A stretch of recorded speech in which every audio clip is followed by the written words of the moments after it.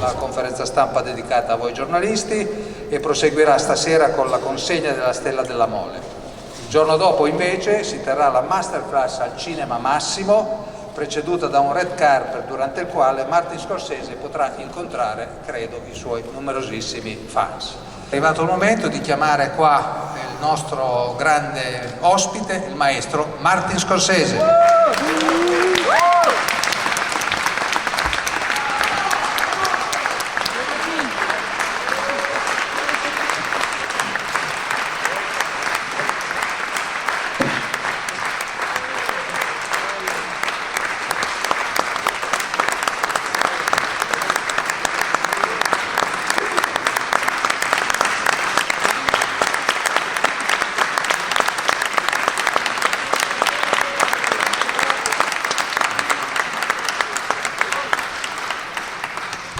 Sappiamo della passione del maestro per Cabiria, il primo colossal della storia del cinema realizzato nel 1914, da Giovanni Pastrone e con i cartelli scritti da Gabriele D'Annunzio, i sottotitoli oggi si chiamano così. Quelli che abbiamo qui sono i filmati rari che fino ad ora possedeva soltanto il museo e che abbiamo il piacere e l'onore di condividere con il maestro, auspicando di implementare la collaborazione con la Film Foundation, fondata proprio da Martin Scorsese e di cui è presidente. E proprio con la Film Foundation speriamo di portare avanti progetti importanti. Ecco qua il regalo.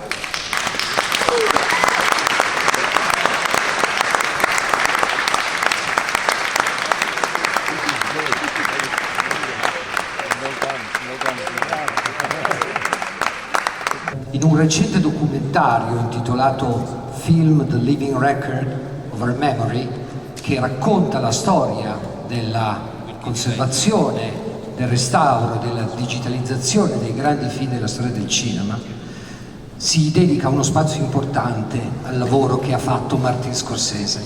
Mi piacerebbe molto che lui ci raccontasse com'è nato questo progetto, perché in questo documentario si fa riferimento al fatto che lui, insieme a Bob Rosen della UCLA, andava in giro alla fine degli anni 80 all'inizio degli anni 90 per gli studios con una lista battuta a macchina di titoli di film, dicendo loro: questi sono i film che avete e questo è il modo in cui dovreste conservarli. Is that right? Well, this began with trying to find good copies or prints of films that we wanted to see. At that time, you have to understand that there was no video, there were no other outlets except for repertory theaters. And in Los Angeles, I was living in Los Angeles at the time, 1970, 71. And there were wonderful encore theaters that you could go and see certain films. The problem was, ultimately we began to realize, myself, Brian De Palma, Jay Cox, who was writing for Time magazine at the time, a number of other people who became friends with Steve Spielberg, the same thing. Films that we were looking for, unless we were able to get to the studio vaults, and they allowed us to see a print that they had. And even then, the print may not have been in very good shape. These films were, in a sense, being lost. And these are the works that were made from 1935, let's say, to 1960. The films that were inspiring us to make films. But, you know, the studio system had sort of collapsed. There were no ancillary markets or ancillary venues. This is before that famous channel in Los Angeles, the Z channel, started. So once a film was made and the prints were sent out, that was the end of it. The money was made, it was put back into the studio, whatever, and ultimately, who was taking care of the ultimate longevity of the work? And I mean the negatives, not just the prints. And don't forget that up to 1952, these were on nitrate. So they could explode and burn. And there was a major fire in the mid-70s on Santa Monica. I forget the name of the studio, it's still there, in which the original negative of Citizen Kane was burned. So this was, actually we were hot-headed, and we were, we couldn't believe, don't you realize what you have here? You know, you have these treasures, but nobody looks at them. What do you mean nobody? This is a whole cultural patrimony of who we are. You know, you may agree, you may disagree, you may like some, you may hate some, whatever. And so ultimately Brian would call me, do you think we can find a film of such and such? And we'd go and even to see a complete version of Once Upon a Time in the West became a pilgrimage in a way. It became from theater to theater in Los Angeles to find the long version that wasn't pink, that wasn't faded red. Okay? That was the other issue. Black and white was one thing. Color was another.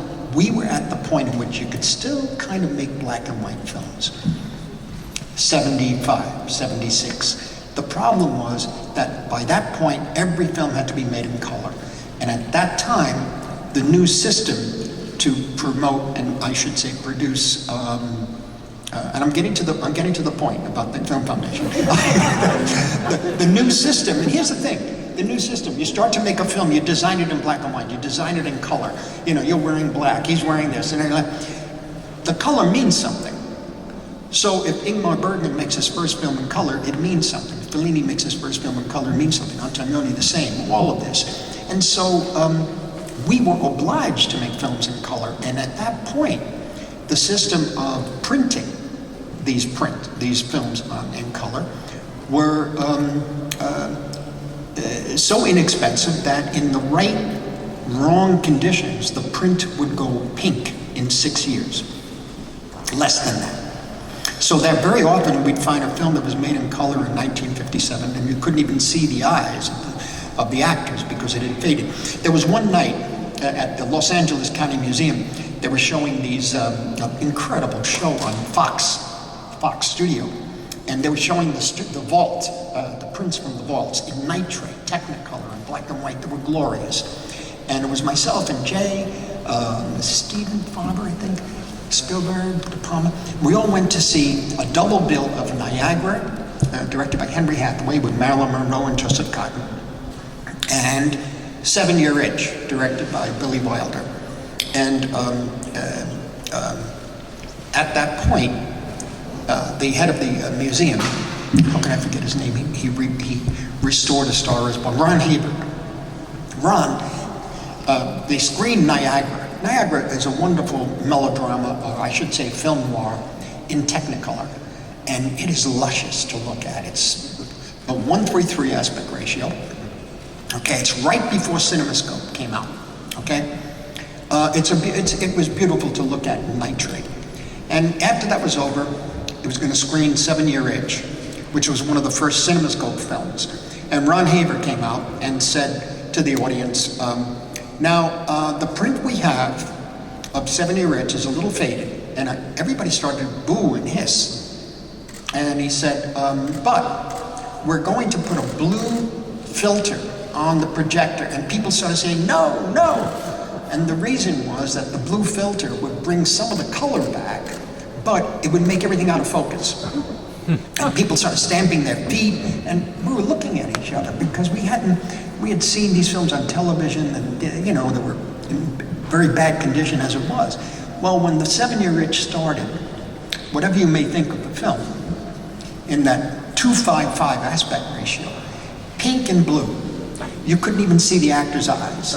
And so what was happening was these prints were fading based on this new, more inexpensive way of making prints that would go out 2,000 or 3,000 prints at a time in a cheaper way. But within a few years, they were gone. So we decided that.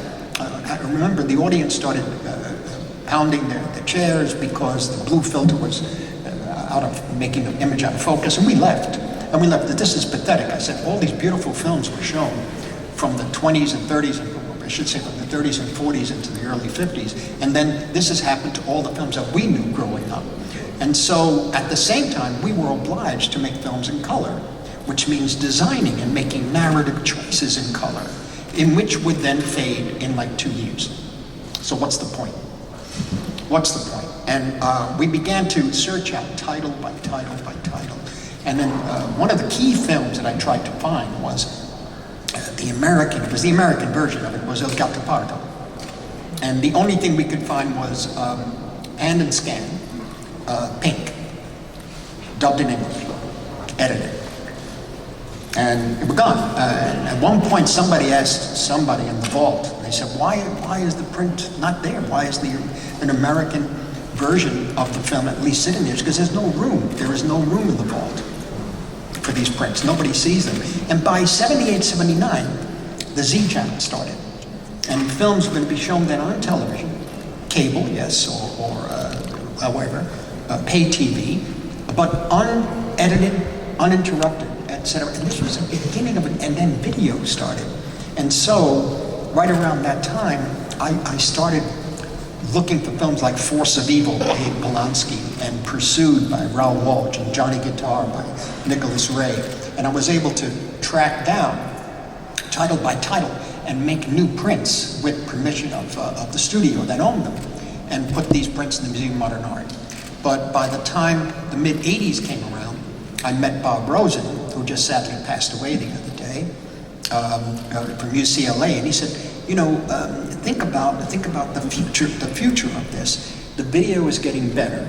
There's now ancillary markets. They have vaults, and they have gold in those vaults. But the point is, there has to be a raising of the level of consciousness about who they are. They own them, yes, but they're really stewards. They're really, these films, they're our patrimony, and they are responsible for their care and for the future of how it's going to affect the generations to come. And eventually, I didn't get very far until 1989, when the word got around that Warner Brothers, I made Goodfellas, and Warner Brothers saw the rough cut, they liked it for the most part, and the word got around the film was really good, and that's when Bob Rosen said, listen, why don't you get some of your friends, and Mike Ovitz, too, of CAA, put it together. He said, he gets Sidney Pollack and Robert Redford, I got Spielberg and Lucas and Coppola, they got Kubrick, I got Woody Allen, a whole bunch.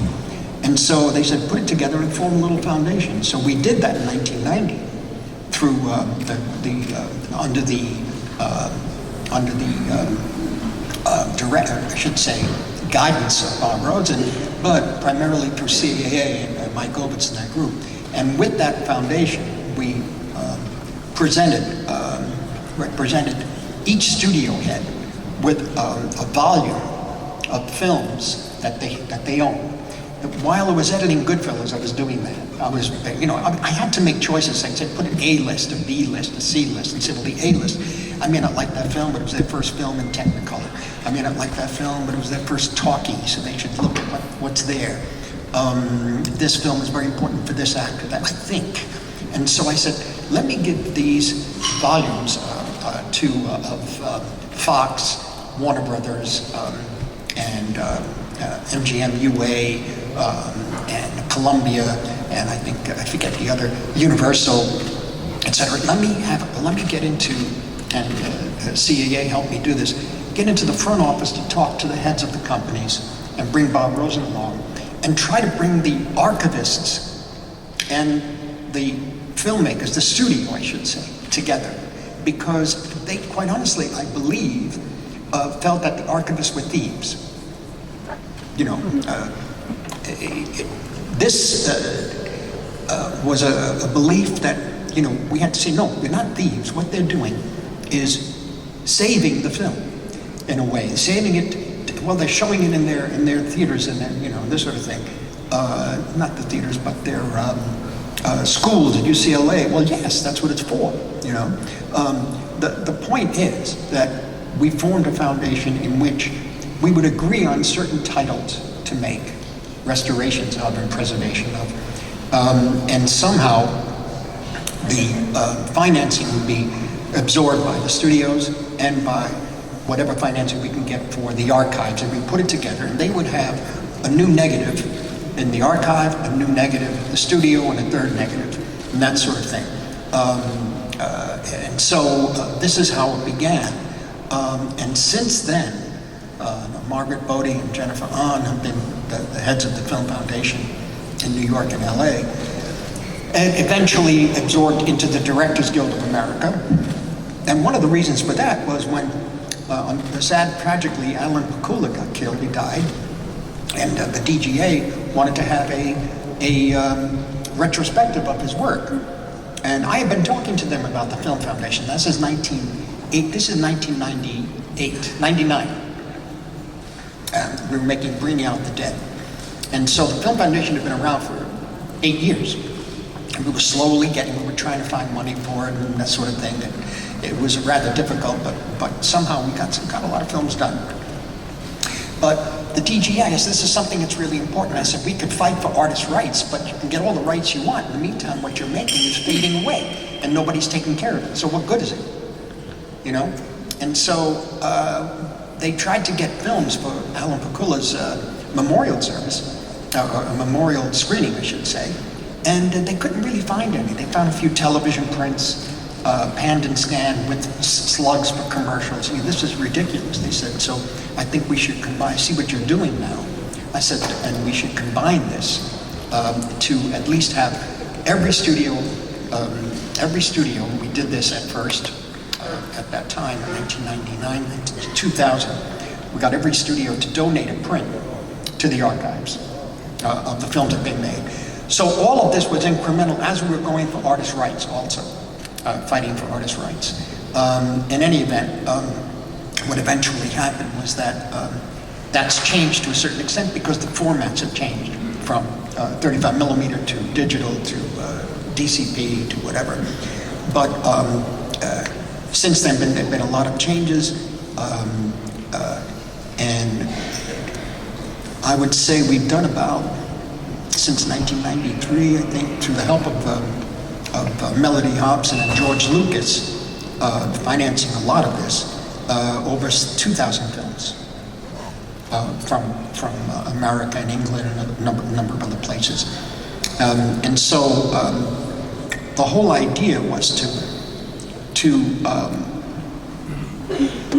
because studios change hands and change hierarchies frequently, the whole idea was to put something, to set something in their minds that this is not just commerce, that this is, you can say it's art, but it's also our culture. And this is something that you become a custodian of for generations to come. I don't care who it is who comes into the studio, who comes in charge, you still have that responsibility. You know, it's the old story. It's when,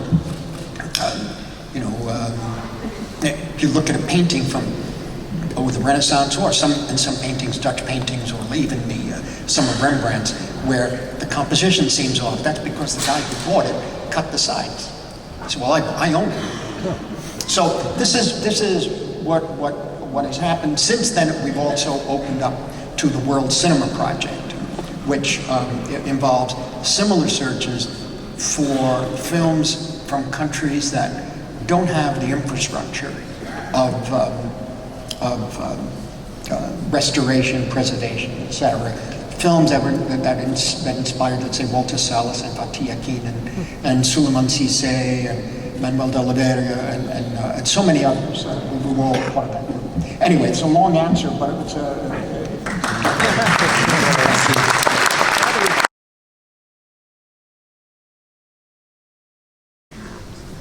Well, when we made Gangs of New York back here in Rome, I should say here in Italy, in Cinecittà, outside Rome, we were exploring that sense of the birth of a country, the birth of an experiment in government, a democratic experiment. The idea of the immigrants, the idea of the Irish coming over in the 1840s, the 1860s, before the Italians came. In any event, different ethnic groups, the possibility of sustaining such an experiment. At that time, when we did Gangs in New York with the character Bill the Butcher and groups known as the Know-Nothings and the Wide Awakes, they're back. They are back. It's happening all over again. And there will be that struggle. There's no doubt it's happening already. It's in what may happen in a few weeks, may be a kind of an attempt at a continuation of this experiment in what they call democracy, or maybe the very end of it. So there we are. So many different reasons for it, I think. A lot of it is cultural. A lot of it is the incredible glut of information and disinformation. And so it is a very a time that I never thought I would see.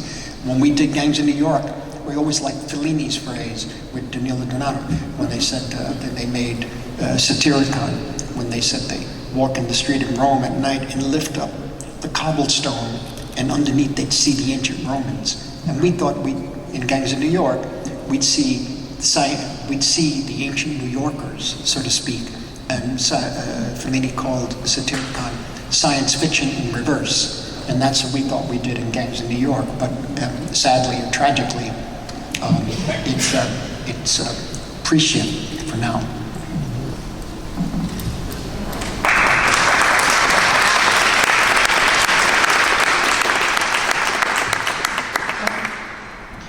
Buongiorno, Stefania Olivi, Corriere della Sera. Lei prima ci ha raccontato com'è nata il suo impegno per la preservazione della memoria del cinema, per dare un futuro. Lei ha un'attenzione enorme per le nuove generazioni, addirittura insieme a sua figlia è arrivato anche su TikTok per parlare a delle generazioni che non sempre è facile incontrare. La sua impressione è in questo momento che cosa rappresenta per le nuove generazioni il cinema, considerando la sua appartenenza a una generazione per cui il cinema ha significato tutto. Grazie.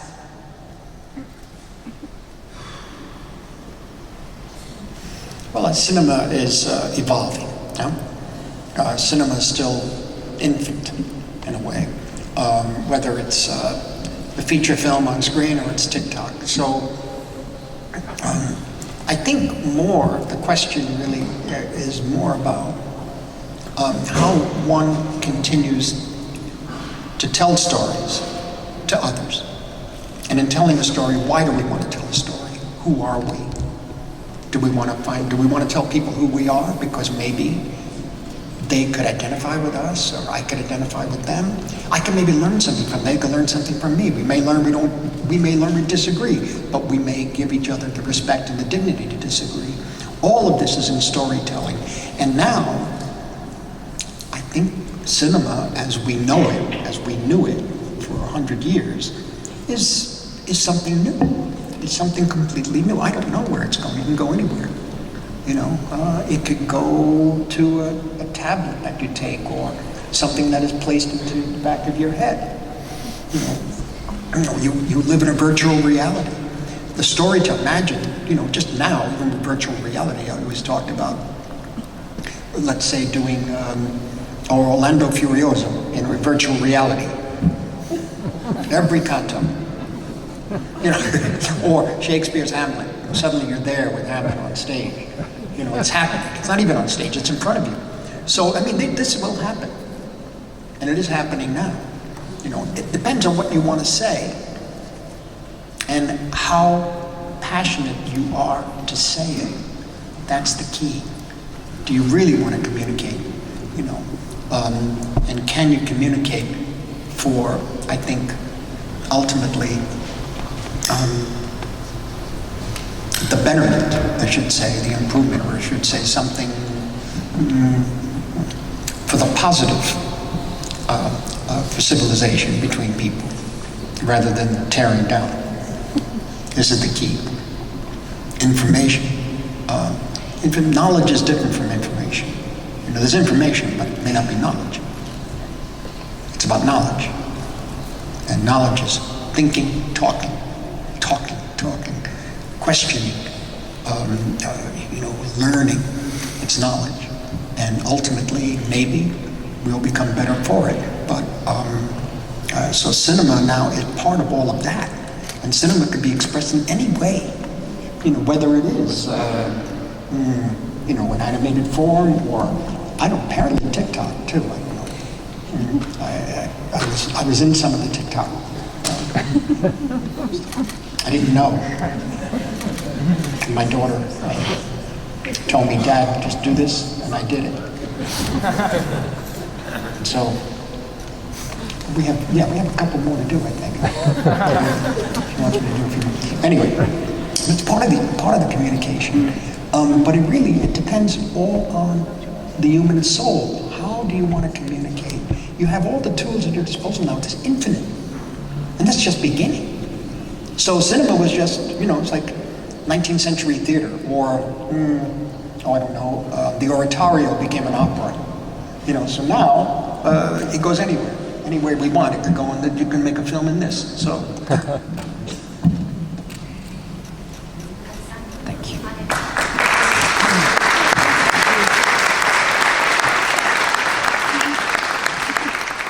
Buongiorno, Alessandro Colombo, Radio Veronica One. Alla luce del ruolo che la violenza e anche la religione giocano nei suoi film, lei ad oggi si considera un buon maestro o un cattivo maestro? Grazie.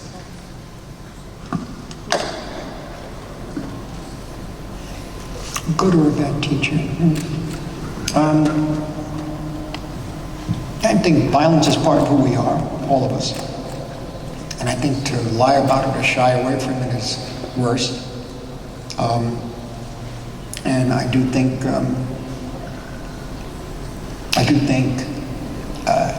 that it's something that is the very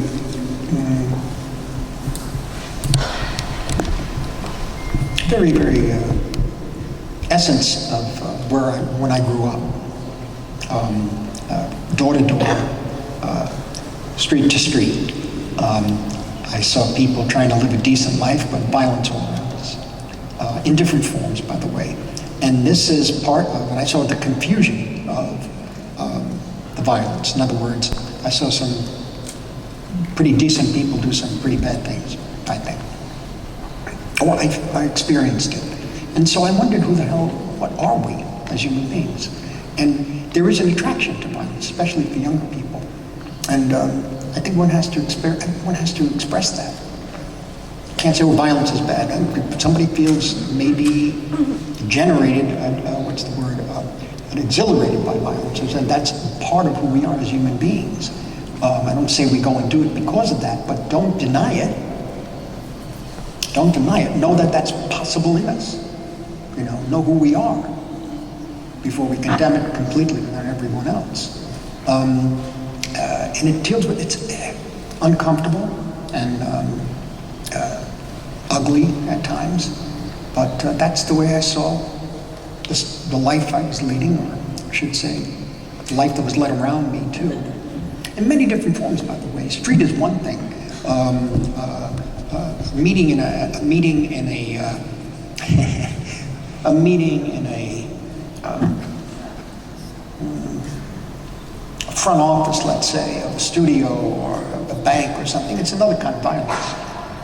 It's another kind of violence, there's no doubt about it.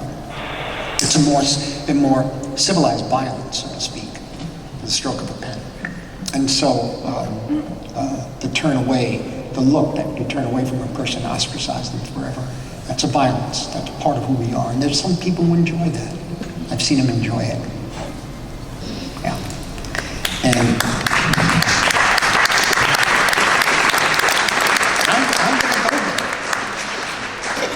I'm going to do it. I'm going to go there. I mean, it's uncomfortable. It isn't right. It's uncomfortable. But in terms of the way the behavior is, but am I capable of it? Am I capable of it? That's what I want to know. Maybe at times I may have been. I don't know. I'm 80, I'll be 82 now. So, what was the last film I made? Oh, Killers of the Flower Moon, for God's sake. Yes, I mean, look at that. There's Bill Hale, loving those Osage natives. But they're going to die off anyway, so might as well help them along. This is accepted. You know, we come in, take the land, they're going to go.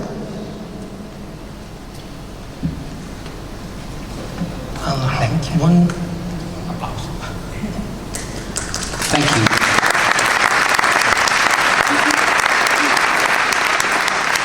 Buongiorno maestro, sono Fabrizio Dividi del Corriere della Sera Torino.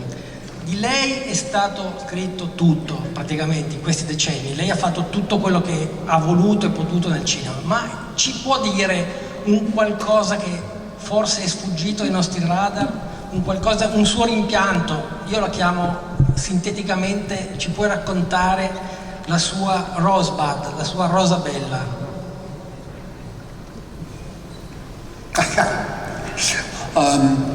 No, there are many. I think there's been a kind of a friction between really, let's say, constructed cinema. One may say spectacle. A spectacle could be 1950, or it could be, 50 AD or 50 BC. But how do you block it? How do you compose the extras? How do you compose the frame? Everybody in the frame. Where does the camera go? Should the camera move or not? I mean, my thing is, I was always seduced by the glory of the big screen and big epics. And I always would have loved to have made one. I really would have. Hence my fascination with the early cinema here in Torino, and how those films in Cabiria. When we edited Raging Bull, we had a poster, not an original, of Cabiria over the editing machine. And then there was a poster of Fritz Lang film, and there was a poster of Emilio Petri, L'Assassino. So, but there was Cabiria.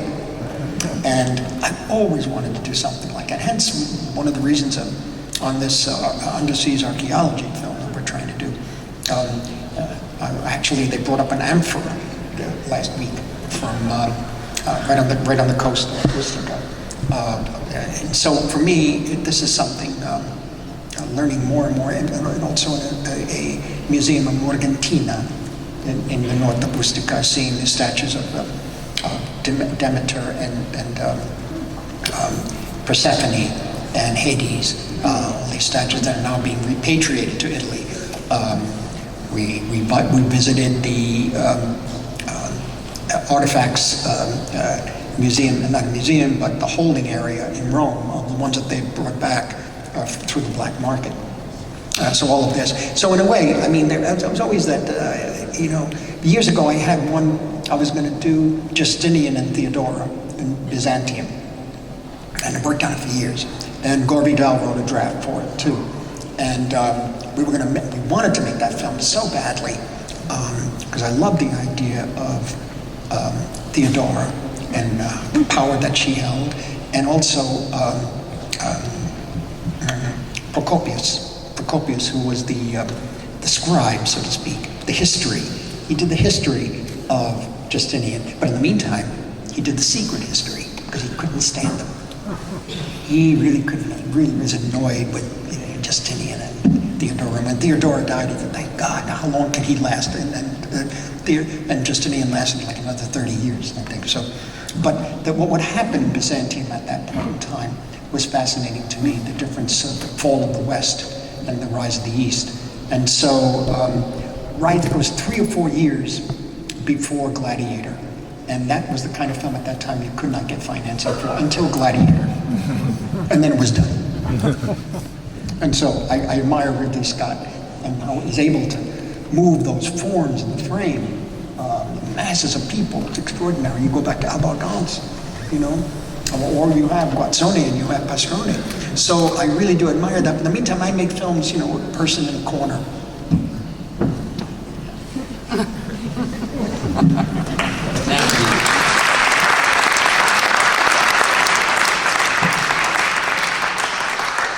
Buonasera, Sebastiano Pucciarelli, The Huffington Post, on your left. Thank you. It's such a joy and a pleasure to listen to you. Ok, parlo in italiano, giusto. 15 anni fa lei fu tra i primi grandi registi a fare televisione, Boardwalk Empire, poi Vinyl, sia producendo che dirigendo alcuni episodi. E poi oggi molti degli ultimi suoi film sono prodotti da piattaforme, penso Irishman, penso Killers of the Flower Moon. Come vede oggi il rapporto tra la televisione e il cinema e trova ancora la televisione interessante come poteva essere 20 anni fa con i Sopranos, tra l'altro ispirata da Goodfellas? Guarda ancora televisione? Farà ancora televisione? Well, when you said 15 years ago I did TV, what was that? Boardwalk Empire. Oh, Boardwalk Empire. Oh, yeah. I was the producer on that. I was one of the producers. And I directed the pilot. And I directed the pilot of Vinyl. Yeah, I tried. I mean, the problem was, for me, Boardwalk Empire turned out well. Vinyl could have turned out well. But I think what was necessary was, well, let's say what Paolo Sorrentino did with the New Pope, where he directed all the sequences. I'm not saying the people who bear with me, the people who did direct the episodes that I didn't direct and Vinyl didn't do a good job. It's just that I think I had something more ambitious in mind, and I would have had to devote my life to it, in a sense. And I don't know if it would ultimately give me, if it would sustain me, creatively. And so I shied away from that. The fact of streaming platform, I think the key element there was Irishman. And that was a point in which I really wanted to make that film with De Niro and Pesci and Pacino. And we knew we had to employ new techniques. And those techniques were quite costly. And the amount of money involved, etc. And we found that Netflix was the place that would put it up and make it possible to get the picture made with the CGI involved. We knew that they said that, well, we probably would, we'd run it in a theater for 6 weeks or 5 weeks, and I said, fine, Sadly, I mean, they did the best they can. I had a great experience working with them, but somehow it was the passion to tell that story, and if that was going to be the venue for it, that's the venue. That's where it had to be told. We were only able to, I think, get 2.5 weeks in a theater. But it is one film that, and here's the other thing too, what is the form now? What's our form? How do we tell the story? Could a film be 6 hours? I remember Bertolucci made Novecento. Oh, it had to be cut down. Same with Once Upon a Time in America. It had to be 2 hours taken out to. Now, I must say, you can have, is an audience at home able to sit, they are able to sit through, 3 or 4 hours straight? Yes, they're at home, but they're able to sit through 3 or 4 hours straight of a story. Well, can we, and it has happened, can that be transferred to theater too? And I understand you have to get up, get out of your house, get in the car, whatever, go somewhere, and go to a theater, etc., and it's costly in a theater. But it's a different experience. Can you experience that storytelling format in a theater? And I think this is a time now that is, what's the word? Where these forms could be experimented with, and we can see what audiences can accept and will accept. Ultimately, seeing, for example, The Irishman and Killers of the Flower Moon in a theater in one sitting is a different experience from seeing it at home and stopping it and moving around. But the films were made for both experiences. They really were. So I'm making it for both places at this point, in a way. And I'm thinking more in a novelistic form than short story. Grazie.